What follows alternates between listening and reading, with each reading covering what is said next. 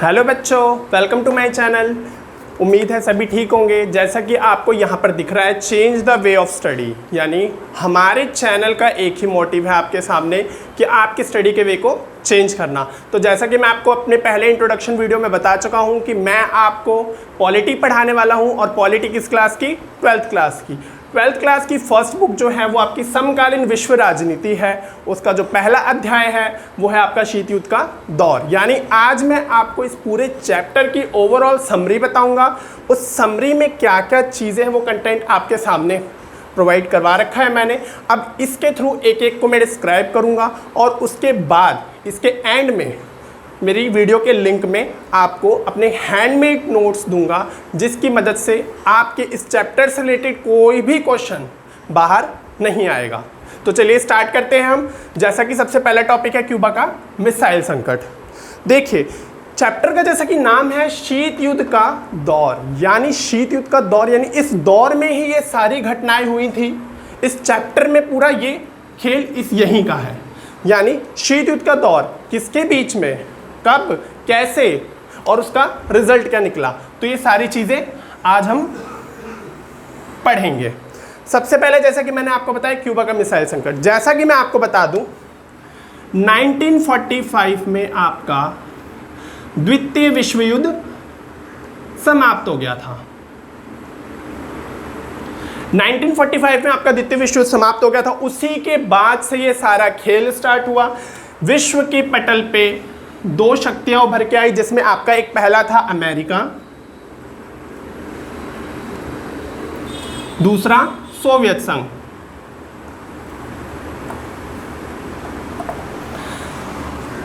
इन दोनों के बीच में ही जितनी भी कंट्रोवर्सीज हुई, जितनी भी इन दोनों ने आपस में संघर्ष किए, लेकिन उस संघर्ष को एक सीमा तक बांध के रखा, यानी वो युद्ध की स्थिति में नहीं बदली वो सीमा। तो उसी के कारण ये शीत युद्ध कहा जाता है। अब देखिए, क्यूबा का मिसाइल संकट क्या था? तो क्यूबा क्या था? क्यूबा अमेरिका के तट से जुड़ा एक छोटा सा द्वीपीय देश था। क्यूबा अमेरिका के तट से जुड़ा एक छोटा सा द्वीपीय देश था, लेकिन जो इसका जुड़ाव था वो किसके साथ था? सोवियत संघ के साथ था। क्यों? क्योंकि सोवियत संघ इसे कूटनीतिक और आर्थिक सहायता मुहैया करवाता था। यानी सोवियत संघ इसे क्या देता था? कूटनीतिक और आर्थिक सहायता प्रदान करता था, जिसके कारण जो इसका जुड़ाव था क्यूबा का वो किसके साथ था? सोवियत संघ के साथ। अब इस चीज का फायदा उठाते हुए सोवियत संघ के एक नेता थे बहुत ही फेमस, निकिता क्रुश्चेव।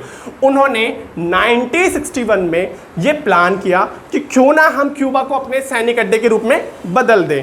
अब सैनिक अड्डे के रूप में बदलने का सबसे बड़ा रीजन क्या था? अगर वो इसको सैनिक अड्डे के रूप में बदल देते तो यहाँ से अमेरिका के एक बहुत बड़े पार्ट पे वो अटैक कर सकते थे, यानी एक अमेरिका की बहुत बड़ी संपत्ति को नुकसान पहुंचा सकते थे। तो यहाँ पर उन्होंने अपने सैनिक अड्डे में इसको परिवर्तित कर दिया। अब जब इसको परिवर्तित किया तो इसकी भनक अमेरिका को कितने सप्ताह बाद लगी? 3 हफ्ते बाद अमेरिका को इसकी भनक लगती है कि यहाँ सोवियत संघ ने यहाँ पर अपने सैनिक अड्डे तैनात कर दिया, यानी क्यूबा को अपना सैनिक अड्डा बना लिया है। तभी अमेरिका भी इस चीज़ में घबराहट में वो क्या करता है, वो भी अपनी जंगी बेड़ों को आगे करता है। वो भी उनको चेतावनी देता है कि यदि आपने अपनी हथियार पीछे नहीं लिए, यदि आपने अपनी सेना पीछे नहीं ली, तो हम भी आपके सामने आएंगे, और युद्ध होने की संभावना फुल थी, यानी पूरा युद्ध हो सकता था। लेकिन तभी दोनों ने आपसी संयम बरता और निकिता क्रुश्चेव ने अपनी सेना पीछे ले ली, जिसके कारण जो एक तीसरा विश्व युद्ध होने वाला था वो नहीं हुआ। तो ये था आपका क्यूबा का मिसाइल संकट। ठीक है, अब हम आते हैं दूसरा, शीत युद्ध क्या है। जैसा कि मैंने आपको शुरू में ही बताया, शीत युद्ध स्टार्ट ही हुआ 1945 के द्वितीय विश्व युद्ध के परिणाम के बाद। शीत युद्ध यानी दो महाशक्तियां जो विश्व के पटल पर उभर के आई द्वितीय विश्व युद्ध के बाद, वो था एक सोवियत संघ, दूसरा अमेरिका। अब इन दोनों के बीच में जो संघर्ष हुआ, संघर्ष इस हद तक हुआ कि एक दूसरे को नुकसान पहुंचा सकती थी, पूरा तबाह कर सकती थी। लेकिन अगर पहली शक्ति दूसरे को तबाह करती तो दूसरी के पास भी इतने हथियार पर्याप्त बच जाते कि वो पहली को तबाह कर सकती थी। अब लेकिन दोनों ने अपने आप को एक संयम में बांध लिया। दोनों ने इस चीज़ को महसूस किया कि वाकई नुकसान दोनों का बहुत भारी मात्रा में हो सकता है और दोनों तबाह भी हो सकते हैं। इसी के कारण दोनों महाशक्तियों ने अपने ऊपर संयम बरता, जिसके कारण इस युद्ध को शीत युद्ध का नाम दिया गया। अब हम आते हैं, जैसे कि पहला दूसरा कंप्लीट हो गया, अब हो गया हमारा तीसरा, दो ध्रुवीय विश्व का आरंभ। जैसे कि फिर वही टॉपिक, द्वितीय विश्व युद्ध समाप्त होता है, विश्व के पटल पे दो शक्तियां आ गई, अमेरिका और सोवियत संघ। अब दो ध्रुवीय विश्व का आरंभ कैसे हुआ? जब ये महाशक्तियां आई तो इनको महसूस हुआ कि हमारे गुटों में, यानी बहुत से छोटे छोटे जो देश हैं, वो पश्चिमी यूरोप के, पूर्वी यूरोप के, एशिया के, पूर्वी एशिया के, उन देशों को, छोटे छोटे देशों को इन्होंने अपने गुटों में शामिल करा। और जिसके बाद इन्होंने एक बहुत बड़ा, जिसे कहते हैं ना बैग, बहुत बड़ी बैग बनाई, जिसके कारण इन्होंने गुटों का आरंभ किया। जैसे कि अमेरिका की गुट को हम जानते हैं नाटो के नाम से। हालांकि उस टाइम पर इसने 15 देशों के साथ शुरुआत की थी, लेकिन वर्तमान में इसमें आज 29 छोटे छोटे देश शामिल हैं। वहीं सोवियत संघ ने अपने गुट को नाम दिया वार्सा संधि। आपको इस चीज़ की कोई दिक्कत नहीं आएगी क्योंकि मैं हैंडमेड नोट्स आपको खुद दूंगा, तो इस चीज़ के लिए आप उतना दिक्कत मत मानिएगा, ये सिर्फ समझाने के लिए है। वार्सा संधि, ये जो नाटो था इसकी स्थापना हुई 1949 में, और जो इस वार्सा की हुई स्थापना वो हुई 1955 में।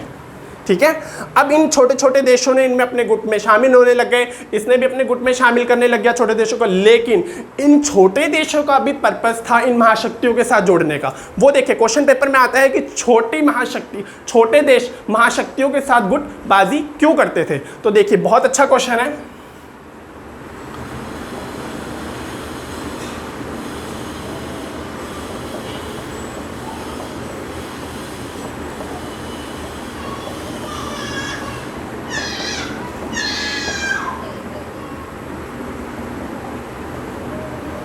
छोटे देश महाशक्तियों के साथ जुड़ाव क्यों करते थे? देखिए इनका जो सबसे बड़ा पर्पस था जुड़ाव को, वो पर्पस क्या था कि इनको अपने पड़ोसी देशों से आक्रमण का, प्रतिद्वंदिता का ये खतरा हमेशा रहता था, जिसके कारण ये महाशक्तियाँ इन्हें सुरक्षा मुहैया करवाती थी, इन्हें आर्थिक सहायता देती थी इनकी ज़रूरत पड़ने पर। तो ये इस वजह से छोटे देश महाशक्तियों के साथ जुड़े रहते थे। वहीं एक क्वेश्चन ये भी आता है कि यदि छोटी शक्तियाँ छोटे छोटे देश मिलकर महाशक्तियों के साथ जुड़ रहे हैं तो महाशक्तियाँ भी गुटबाजी क्यों करती थी? महाशक्तियाँ भी इन छोटे देशों को अपने साथ क्यों जोड़ती थी? तो ये भी एक क्वेश्चन बनता है।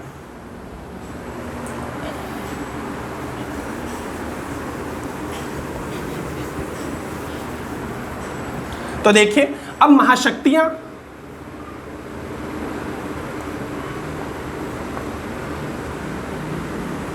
गुटबंदी क्यों करती थी?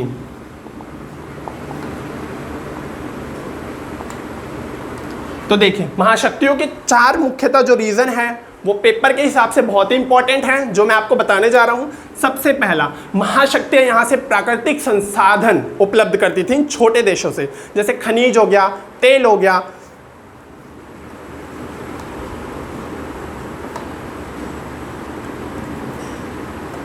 तो पहला पॉइंट क्या हो गया हमारा? प्राकृतिक संसाधन। दूसरा पॉइंट था हमारा भू क्षेत्र। भू क्षेत्र यानी जहां पर वो अपने सैनिक ठिकाने बना सके। तीसरा है सैनिक अड्डे। सैनिक अड्डे किस लिए? जहां से महाशक्ति अपने प्रतिद्वंदी देश की जासूसी करवा सके, कर सके, उसके लिए सैनिक अड्डे की जरूरत पड़ती थी। चौथा आता है बहुत ही इंपॉर्टेंट, आर्थिक सहायता। अब ये आर्थिक सहायता क्या है? क्योंकि छोटे छोटे देशों के पास भी बहुत सी चीजें उपलब्ध थीं, जिसके कारण यदि युद्ध की स्थिति आती है, यदि युद्ध करना पड़ता है, तो ये छोटे छोटे जो देश हैं वो आपके आर्थिक मदद पहुंचाने में बहुत ही सहायक सिद्ध हो सकते थे, जिसके कारण ये महाशक्तियां गुटबंदी करती थी। तो पेपर में पूछे जाने वाला एक बहुत ही महत्वपूर्ण क्वेश्चन है ये, और इसके 4 इंपॉर्टेंट आंसर बहुत ही महत्वपूर्ण है। ठीक है, तो ये था हमारा महाशक्तियों की गुटबंदी और दो ध्रुवीय विश्व का आरंभ।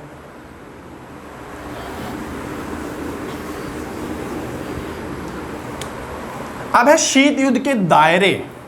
शीत युद्ध के दायरे क्या थे? शीत युद्ध के दायरे को समझिए, सिंपल सा मतलब है शीत युद्ध के दायरे यानी युद्ध होने वाला है, आप युद्ध की स्थिति को वहां तक ले जाके फिर वहां पे एक आप रेखा खींचते हैं, आपको उसको बताना है, उस रेखा के पार आप नहीं जा सकते। तो ठीक ऐसा ही यहां पर भी हुआ, जब महाशक्तियों को लगने लग गया कि यदि पहली महाशक्ति गलती से युद्ध ना करने की स्थिति में भी यदि सामने वाले पे आक्रमण कर देती है तो सामने वाले को कैसे पता चलेगा कि ये जानबूझकर नहीं बल्कि अनजाने में की गई गलती है। इस केस में इन दोनों महाशक्तियों ने, अमेरिका और सोवियत संघ,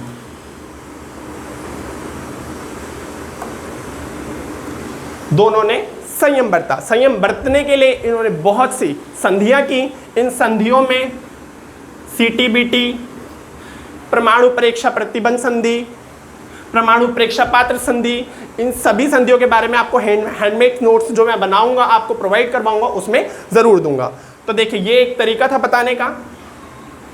तो ये थे आपके दायरे। इन दायरों की सहायता से दोनों महाशक्तियों ने शीत युद्ध को एक तीसरे विश्व युद्ध में बदलने से रोका। तो ये हमारा कंप्लीट शीत युद्ध के दौर। अब आते हैं दो ध्रुवीय को चुनौती, गुट निरपेक्षता। देखिए जैसा कि हम बता दें, अफ्रीका और लातिनी अमेरिका से जो छोटे छोटे देश थे, उपनिवेश देश थे, जिन्होंने इन महाजों की नव स्वतंत्र हुए थे, अभी अभी बाहर इनको आज़ादी मिली थी। किससे? अपने उपनिवेशवादों से, जिनको ये उपनिवेश थे। अब जैसे कि इनके सामने ये था, क्योंकि मैंने आपको बताया कि इन दो महाशक्तियों ने गुटबाजी शुरू कर दी थी। अब इस गुटबाजी का जो परिणाम था कि छोटे छोटे देशों को अपने में सम्मिलित करते थे और अपनी बैठ बढ़ाते जा रहे थे। लेकिन जो ये गुट निरपेक्ष है, इसी समय एक आंदोलन चला जिसका नाम था गुट निरपेक्षता। इसी गुट निरपेक्षता के कारण जो नौ स्वतंत्र देश थे, जो अपने उपनिवेशवादों की चुंगल से आज़ाद हुए थे, उन छोटे छोटे देशों को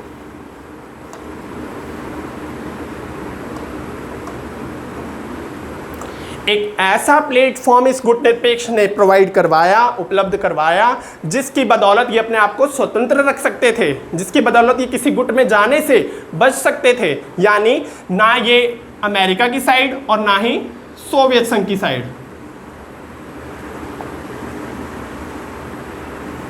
दोनों की साइड जाने से बच सकते थे। इसमें जो अहम भूमिका निभाई उनका मुख्यतः 5 लोगों का नाम हम जानते हैं, जो कि मैं अपने नोट्स में आपको दूंगा।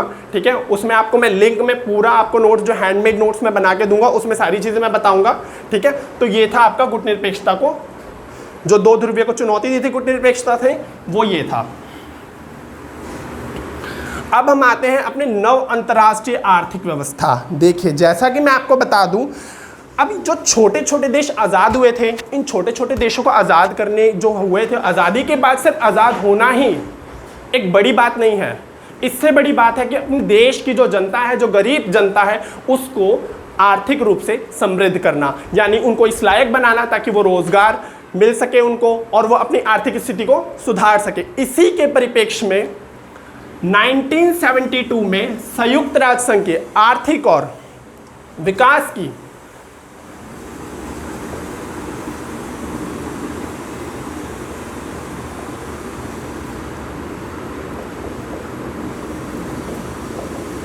आर्थिक और विकास से संबंधित संस्था ने अंकटाड, ये बहुत ही इंपॉर्टेंट है, जो पूछा जाता है 1 मार्क्स में, 4 मार्क्स में भी पूछ सकता है। UNCTAD, union nation conference trade and development. ठीक है, इसमें एक पॉलिसी पास की गई। इस पॉलिसी का जो उद्देश्य था वो इन छोटे छोटे देशों की आर्थिक स्थिति को सुधारना था और इनकी जो पहुंच है वो महाशक्तियों के बाजार तक करानी थी, यानी उनसे जो मंगाई जाने वाली प्रौद्योगिकी थी वो आसान होगी, आर्थिक स्थिति सुधरेगी इनकी।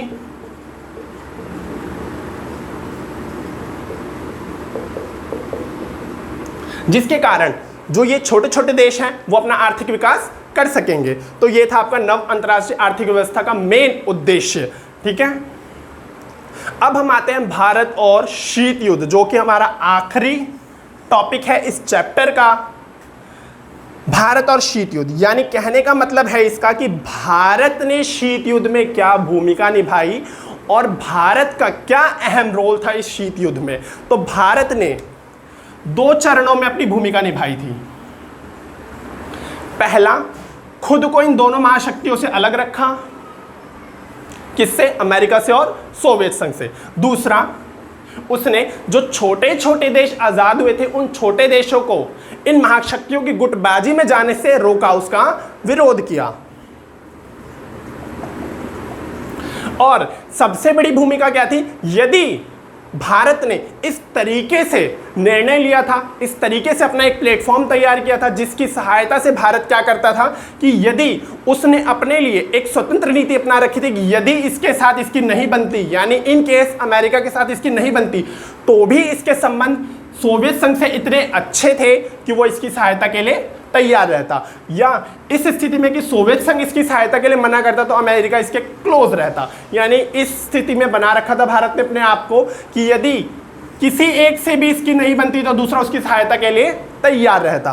तो ये था हमारा भारत और शीत युद्ध, यानी भारत ने इसमें क्या भूमिका निभाई अपनी। और जो हैंडमेड्स नोट्स दूंगा मैं, वो इस पूरे 7 कंटेंट जो मैंने यहाँ पे दिए हैं, आपको टॉपिक्स दिए हैं, ए टॉपिक से रिलेटेड होगा, इससे बाहर एक भी क्वेश्चन आपका नहीं जाएगा। तो देखिए, अगर ये समरी आपको अच्छी लगी हो तो प्लीज़ लाइक करें, शेयर करें। यदि आपको लगता है कि इसमें कुछ और भी इंप्रूवमेंट होना चाहिए तो प्लीज़ कमेंट करके ज़रूर बताएं। Thank you so much.